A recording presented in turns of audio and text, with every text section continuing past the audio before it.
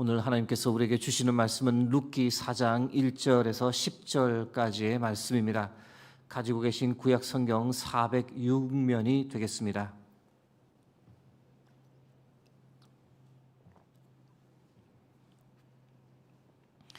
허락하신 말씀 룻기 4장 1절에서 10절까지의 말씀 교독하겠습니다.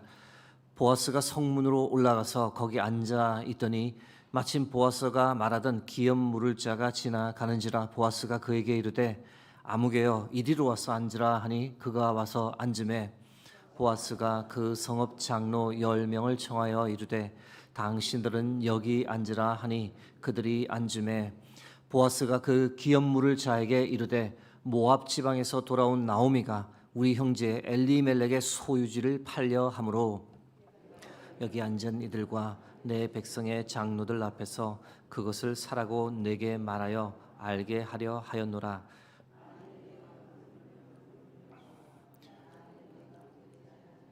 내게 구하여 알게 하라. 내 다음은 나요 그 외에는 물을 자가 없느니라 하니 그가 이르되 내가 물으리라 하는지라. 보아스가 이르되 내가 나오미의 손에서 그 밭을 사는 날에 곧 죽은 자의 아내 모압 여인 룻에게서 사서 그 죽은 자의 기업을 그의 이름으로 세워야 할지니라 하니 그 기업 물을 자가 이르되 나는 내 기업에 손해가 있을까 하여 나를 위하여 물으지 못하노니 내가 물을 것을 내가 물으라. 나는 물으지 못하겠노라 하는지라. 옛적 이스라엘 중에는 모든 것을 물으거나 교환하는 일을 확정하기 위하여 사람이 그의 신을 벗어 그의 이웃에게 주더니 이것이 이스라엘 중에 증명하는 전례가 된지라. 이에 그 기업 물을 자가 보아스에게 이르되 내가 너를 위하여 사라 하고 그의 신을 벗는지라.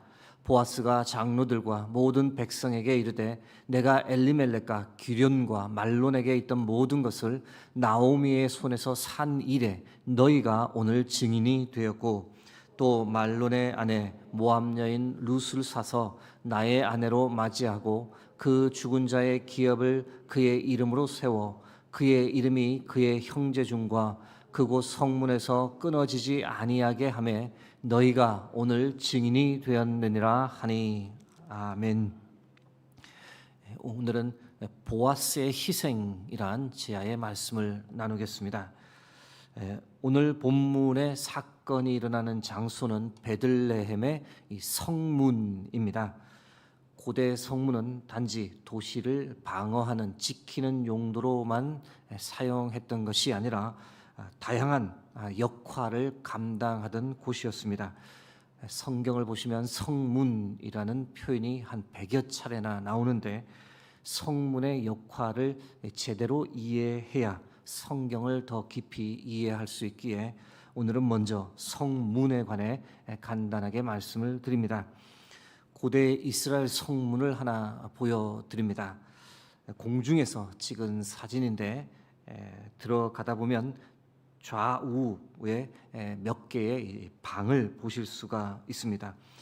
이 공간 중 하나에 마을 지도자인 장로들이 앉아 있었다라고 생각하시면 됩니다. 여러분의 이해를 돕자면 농촌에 가시면 마을 입구에 정자가 있습니다. 그 정자에 주로 마을 어르신들이 모여서 옹기종기 앉아 이야기를 나누시는데 마을에 오고 가는 주민들과 인사도 하고 안부를 묻습니다. 정자가 마을 사람들이 서로 접촉하는 사회적 공간 역할을 하는 겁니다. 고대 이스라엘 성문이 기본적으로 이 마을 정자와 같은 역할을 했다라고 보시면 됩니다. 그 한 예로 잠언 31장 말씀을 들 수 있는데 잠언 31장은 아시는 대로 이 현숙한 여인에 관한 내용입니다. 현숙한 여인의 남편이 아내로 인해 주민들에게 인정을 받는 장면이 나오는데 어디서 누구에게 인정을 받을까요? 잠언 31장 23절 말씀입니다. 그의 남편은 그 땅의 장로들과 함께 성문에 앉으며 사람들의 인정을 받으며. 고대 이스라엘 성문은 단순히 만남의 장소였을 뿐만 아니라 중요한 상거래가 일어날 때 그것에 대한 최종 승인, 그리고 많은 사람들이 상거래에 대한 증인을 서던 장소이기도 했습니다. 그 예로 아브라함이 막벨라 굴을 샀을 때를 볼 수 있는데 은 400세겔을 주며 최종 거래가 일어났던 곳이 어디였을까요? 바로 성문이었습니다. 창세기 23장 17절에서 18절 말씀입니다. 마므레 앞 막벨라에 있는 에브론의 밭, 곧 그 밭과 거기에 속한 굴과 그 밭과 그 주에 둘린 모든 나무가 성문에 들어온 모든 헷 족속이 보는 데서 아브라함의 소유로 확정된지라. 중요한 상거래뿐만 아니라 때로 법적 판결 역시 이 성문에서 일어나기도 했습니다. 신명기 21장 18절에서 21절 말씀입니다. 사람에게 완악하고 패역한 아들이 있어 그의 아버지의 말이나 그 어머니의 말을 순종하지 아니하고 부모가 징계하여도 순종하지 아니하거든 그의 부모가 그를 끌고 성문에 이르러 그 성읍 장로들에게 나아가서 그 성읍 장로들에게 말하기를 우리의 이 자식은 완악하고 패역하여 우리 말을 듣지 아니하고 방탕하며 술에 잠긴 자라 하면 그 성읍의 모든 사람들이 그를 돌로 쳐 죽일지니 이같이 내가 너희 중에서 악을 제하라. 그리하면 온 이스라엘이 듣고 두려워하리라. 심지어 법적인 판결도 이루어졌던 곳이 이 바로 성문이었습니다. 오늘 말씀 룻기 4장을 보시면 기업 물을 자 문제를 단판 짓기 위해 보아스가 성문으로 올라갔습니다. 때마침 기업 물을 자 1순위인 사람이 이 성문을 지나가고 있었고 잠깐 시간을 내달라고 요청해 함께 앉았습니다. 동시에 사람을 보내어 이 베들레헴 지도자 장로 10명을 성문으로 오시라고 그리고 해결할 문제가 있다라고 초대했습니다. 그래서 총 12명의 사람이 한 방에 앉았습니다. 이것이 오늘 본문의 배경입니다.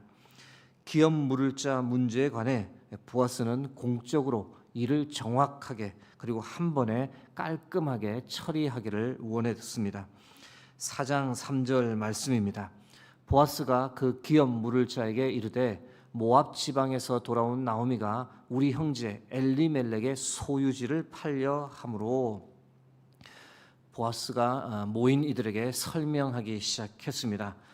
과부 나오미가 생계가 궁핍해서 가문의 소유지 일부 땅을 팔려고 합니다. 여러분을 여기에 모신 이유는 그 땅을 고엘로 구제하는 절차를 밟고자 합니다.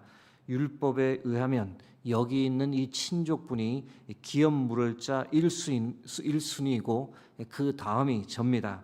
이 사실을 여러분께 말씀드리며 1순위인 분께서는 어떻게 할지 결정해 주시길 부탁드립니다. 이때 1순위인 친족은 한치의 망설임도 없이 내가 고엘로 구제하겠소라고 답했습니다. 다소 의아한 반응이었는데 이 사람의 숨겨진 의도를 알려면 이어지는 5절과 6절 말씀을 함께 볼 필요가 있습니다. 4장 5절 6절 말씀입니다. 보아스가 이르되 내가 나오미의 손에서 그 밭을 사는 날에 곧 죽은 자의 아내 모압 여인 룻에게서 사서 그 죽은 자의 기업을 그의 이름으로 세워야 할지니라 하니 그 기업 물을 자가 이르되 나는 내 기업에 손해가 있을까 하여 나를 위하여 물으지 못하노니 내가 물을 것을 내가 물으라 나는 물으지 못하겠노라 하는지라. 고엘 역할을 하겠다고 하자 보아스는 바로 룻과의 결혼 문제를 꺼내었습니다.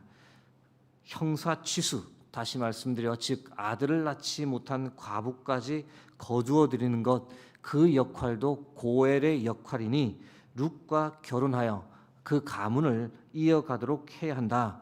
그것을 받아들일 것인지에 관해 10명의 장로들 앞에서 물었습니다. 그런데 그 말을 듣는 순간 1순위였던 친족이 발을 뺐습니다.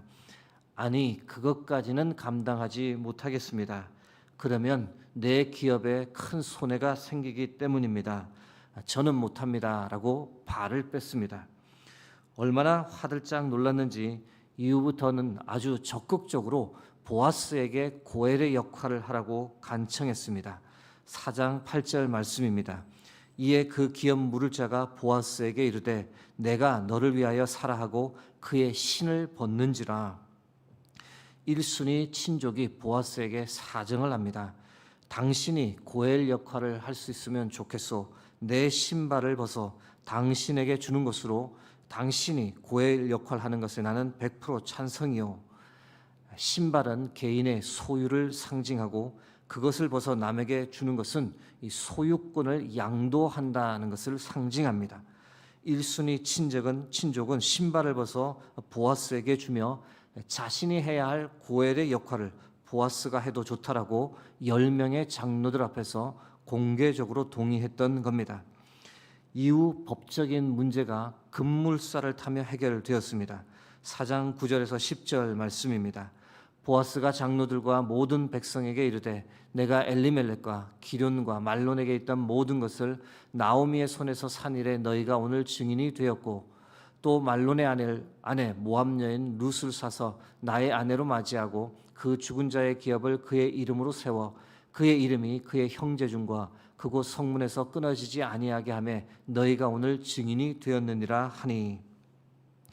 나오미와 룻이 간절히 간청한 대로 그리고 보아스가 약속한 대로 보아스가 결국 고엘의 역할을 하게 됐고 룻과의 결혼까지 거론되며 이 하루 만에 일사천리로 문제가 해결되었습니다.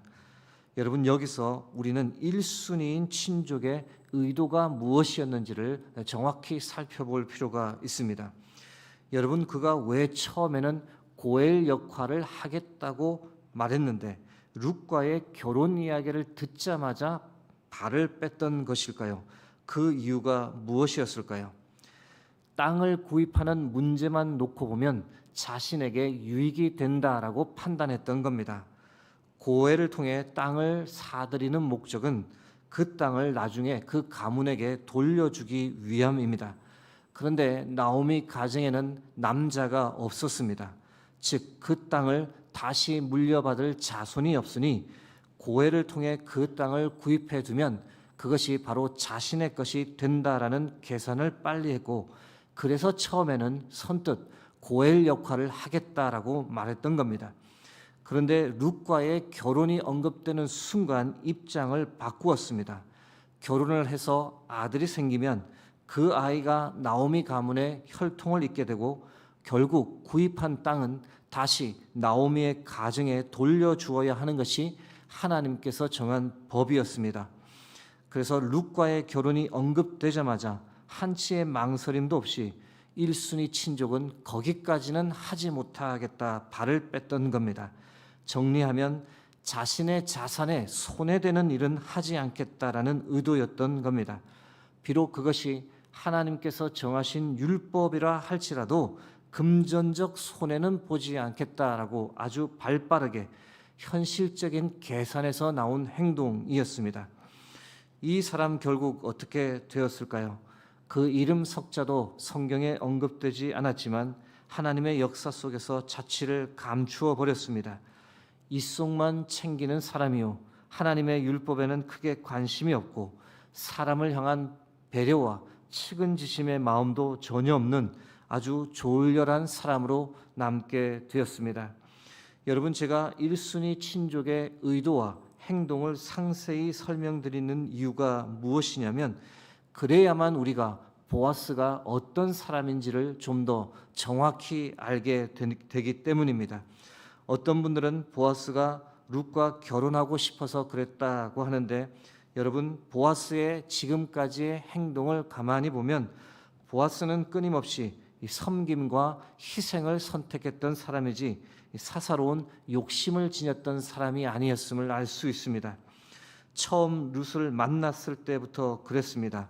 위험하니 다른 밭은 가지 말고 자기 밭에서 이삭을 주우라고 일부러 추수한 보리를 흘려 놓아 충분히 주워가서 굶지 않도록 배려하고, 룻과 결혼하거나 고엘의 역할을 생각하지 않았지만 먼저 나오미와 룻이 그렇게 간청하니 또다시 희생의 선택을 했던 겁니다.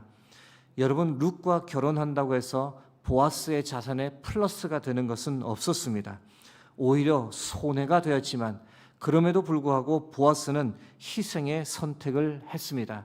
룻이 모시던 나오미까지 끌어안겠다고 결정했습니다. 한 가문이 허망하게 사라지는 것을 막으라는 것이 하나님의 율법이니 그 율법에 준행하여 자신을 희생했던 겁니다. 어찌 보면 굳이 하지 않아도 되는 것을 보아스는 측은지심과 기쁨의 마음으로 하나님의 말씀에 순종하는 마음으로 감당했던 겁니다. 사랑하는 성도 여러분, 오늘 본문을 통해 우리가 기억하기 원합니다. 희생이 있는 곳에 하나님의 역사가 일어나는 줄 믿습니다. 룻은 시어머니를 모시기 위해 자신을 희생했고 보아스는 가난한 두 여인을 구제하기 위해 자신을 희생했습니다. 하나님은 그들의 희생을 기뻐 받으셨고 하나님의 은혜를 부어주셨던 겁니다. 여러분, 받기만 좋아하고 누리기만 좋아하고 즐기기만 좋아하는 사람에게 하나님의 역사가 어떻게 일어나겠습니까? 예수 그리스도의 삶 자체를 생각해 보면 예수님의 삶은 희생의 연속이었습니다. 하늘 보좌를 버리셨고 이 땅에 낮고 천한 몸으로 오셨습니다. 인류의 죄를 대속하기 위해 십자가에서 피 흘리며 희생하셨습니다. 예수님을 따르는 제자들 역시 복음을 전파하며 희생을 통해 하나님의 나라를 이 땅에 전파하고 확장했습니다. 사랑하는 성도 여러분, 우리 역시 희생해야 할 줄 믿습니다. 주위 사람을 위해, 이웃을 위해 희생할 수 있어야 합니다. 참으로 그것이 어렵지만 사랑을 실천하고 예수 생명의 복음을 전하기 위해 노력하고 하나님의 뜻을 따라 살기로 다짐할 때, 그때 우리를 통해 하나님의 나라가 확장되고 하나님의 은혜가 우리의 삶 가운데 부어지는 줄 믿습니다. 오늘도 하나님, 우리가 함께 간구하기를, 하나님 오늘도 희생하며 하나님의 뜻을 따라 살아가는 저희들 되게 도와달라고 그렇게 간구하는 이 새벽 되기를 주의 이름으로 축복합니다. 함께 기도하겠습니다. 존귀하신 하나님, 오늘도 귀한 생명의 말씀을 우리에게 허락해 주심을 감사드립니다. 하나님, 우리가 우리의 삶 가운데 받기만을 간구하는 것이 아니라 하나님의 말씀을 따라 또한 희생하는 삶을 살아갈 수 있도록 도와주옵소서. 희생이 있는 곳에 하나님의 역사가 일어나고 하나님의 은혜가 부어지고 하나님의 나라가 확장되는 줄 믿습니다. 우리의 삶을 통해, 우리의 희생을 통해 하나님의 나라가 더욱더 확장되는 놀라운 역사가 일어나도록 주께서 일하여 주옵소서. 모든 영광을 주께 드리며 존귀하신 예수 그리스도의 이름으로 기도드립니다.